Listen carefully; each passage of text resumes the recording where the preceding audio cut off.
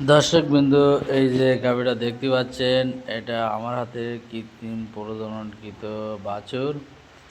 এখন দেখেন এই গরুটা কিন্তু তার বাহ্যিক যে ডেলিভারি হবে এরকম কোনো সিমটম কিন্তু নাই, অথচ ভিতরে সার্ভিসের মুখ খুলছে এবং খামারিরা সকাল থেকে গরুটা ছটফট করতেছে, আবার স্বাভাবিক অবস্থায় থাকতেছে।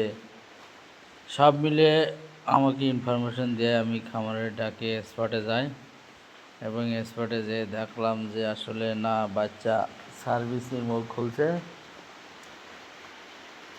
সব মিলে ইনশাল্লাহ দেখেন দর্শকবৃন্দ, আমি ভিতরে হাত দিচ্ছি, হাত দিয়ে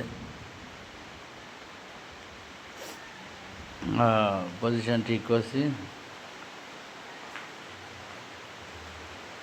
মহান আল্লাহ রব্বুল আলামিনের কাছে শুকরিয়া আদায় করি যে মহান আল্লাহ রব্বুল আলামিনের হুকুম ছাড়া কোনো পাতা তার ইশারায় কোনো কিছু হয় না। যাই হোক, আল্লাহ তাআলা অর্ডার হওয়ার কারণে এটা হয়তো সম্ভব হয়েছে। আমি ভিতরে হাত দিয়ে দড়ি বেঁধে নিয়েছি, ওই দেখেন মিকার চলে আসে।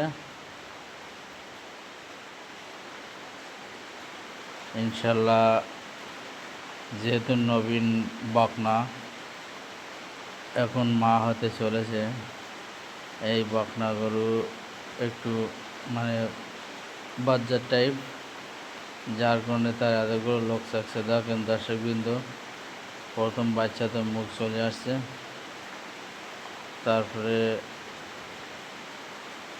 মুখে অক্সিজেন দিয়ে রাখছি, হলো না, আমি ওর বসে চলে গেলাম।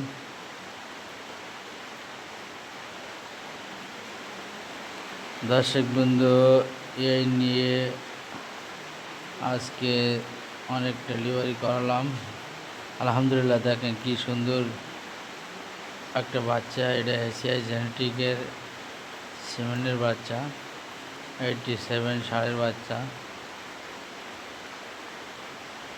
এসএল। যেহেতু শঙ্কর বাছুর দেওয়া না, মা হলো শঙ্কর, মা শঙ্কর থাকার কারণে আমরা এসএল দিয়েছি। এসএল দেওয়ার পরে মার গর্ভে থাকবে 90 দিনের জন্য, মার 50%, বাপের 50% নিয়ে ও পৃথিবীতে চলে আসছে। তা ভিডিওটা ভালো লাগলে সাবস্ক্রাইব করুন। আসসালামু আলাইকুম।